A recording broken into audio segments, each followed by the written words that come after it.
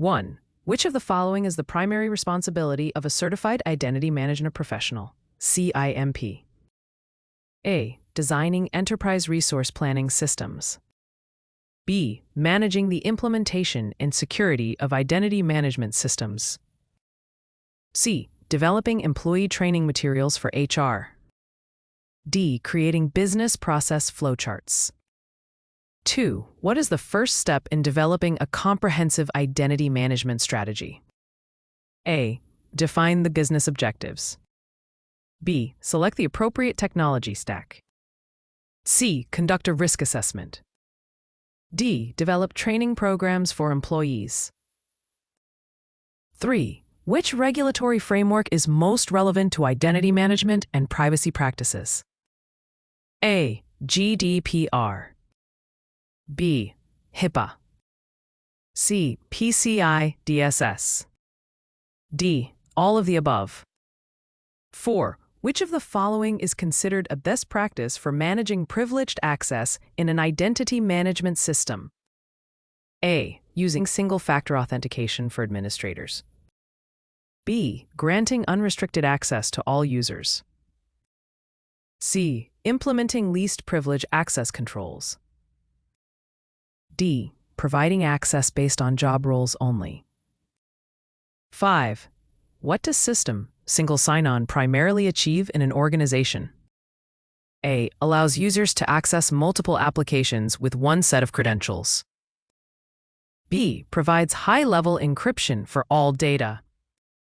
C. Separates identity management from resource access. D. Tracks and audits user activity across applications.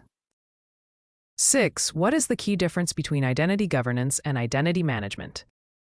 A. Identity governance focuses on managing user roles.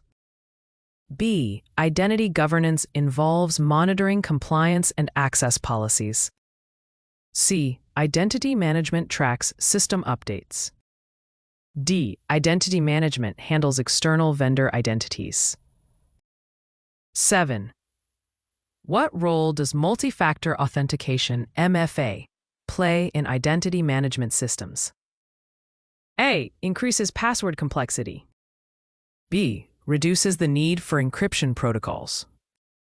C. Enhances security by requiring more than one form of identification. D. Automatically resets user passwords after a breach. 8. When conducting a risk assessment for an identity management system, which factor is most critical to evaluate? A. User's job title. B. System uptime history. C. Potential threats and vulnerabilities in the system. D. Current employee satisfaction ratings. 9. Which compliance standard mandates strict guidelines for user data management, including identity data in healthcare organizations? A. GDPR. B. SOC 2. C. HIPAA. D. PCI DSS. 10. What is a key benefit of implementing a centralized identity management solution in a large organization? A. Reduced cost of hardware. B. Improved consistency in managing user access across systems. C. Faster user onboarding. D. More complex access control policies. 11. What is the primary purpose of role-based access control, RBAC, in identity management? A. Granting access to users based on predefined job roles. B. Allowing users to request access independently. C. Enabling administrators to manually assign access permissions. D. Providing unrestricted access to all users. 12. How does the principle of least privilege improve identity management security? A. By limiting access to only the necessary resources for each user. B. By granting unrestricted access to the most senior employees. C. By allowing users to change their own access privileges. D. By requiring all users to access all resources. 13. In an identity management system, What is the role of provisioning and deprovisioning processes? A. Automating the assignment and removal of user access rights. B. Verifying identity through biometric systems. C. Storing passwords securely. D. Ensuring compliance with external regulations. 14. What is a key benefit of implementing a centralized identity management solution in a large organization? A. Reduced cost of hardware.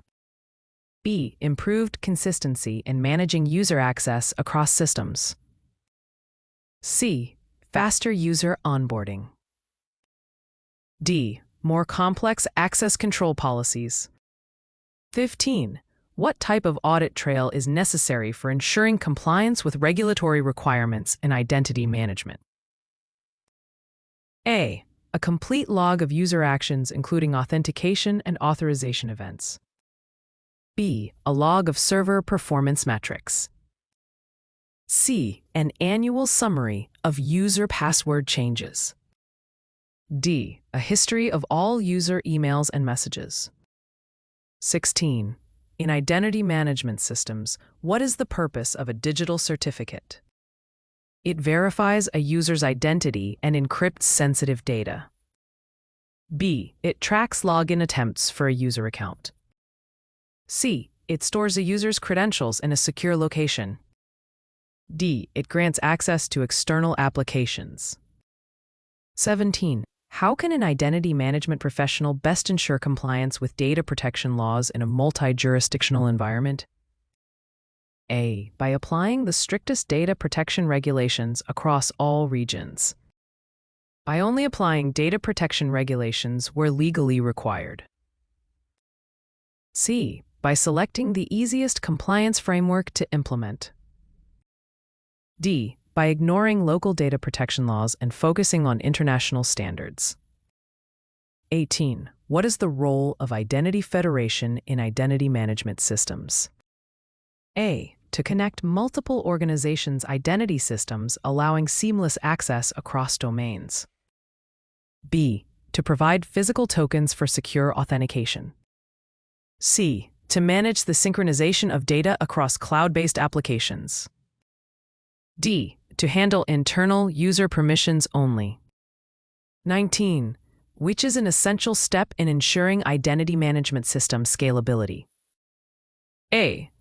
Reducing the number of users in the system. B. Choosing technology that supports automated scaling based on demand. C. Limiting access to only the highest level executives. D. Maintaining manual user provisioning.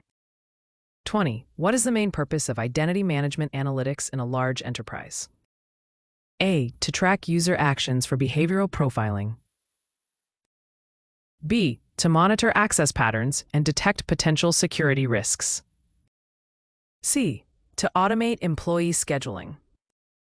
D. To analyze market trends related to user behavior. 21. In identity management systems, what is the primary purpose of access reviews? A. To provide users with more control over their access rights. B. To assess whether access rights are still appropriate and compliant with policies. C. To track employees' time spent using specific systems. D. To grant additional privileges to high-performing employees. 22. What is a critical security risk associated with improper user credential storage in identity management systems? A. The risk of unauthorized access due to weak encryption of passwords. B. Overloading the authentication system with high traffic. C. Slow password reset processes. D. The risk of administrative errors during user account creation.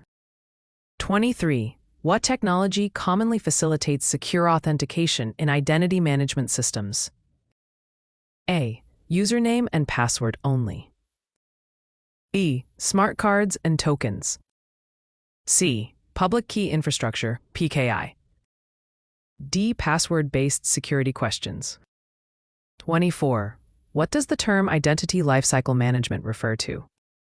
A. The ongoing process of verifying and revalidating identities over time. B.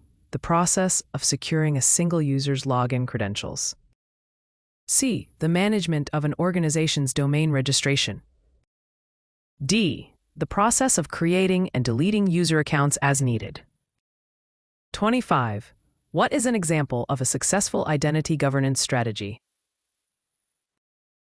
A regularly reviewing access rights to ensure alignment with business needs. E. Allowing users to set their own permissions.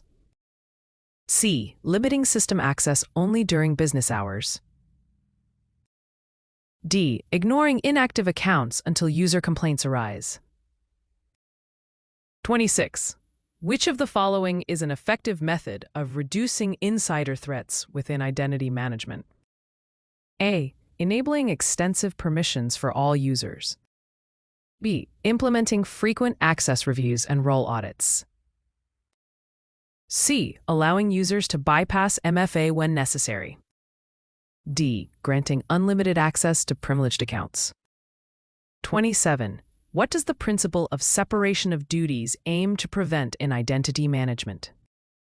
A. It ensures that no single user can access all sensitive data. B. It allows users to perform all tasks in the system. C. It ensures that system administrators have unlimited control over all functions. D. It encourages data sharing between departments. 28. What is a key feature of an effective self-service portal in identity management systems?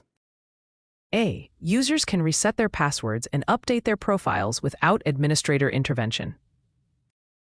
B. It grants users access to all systems within the enterprise.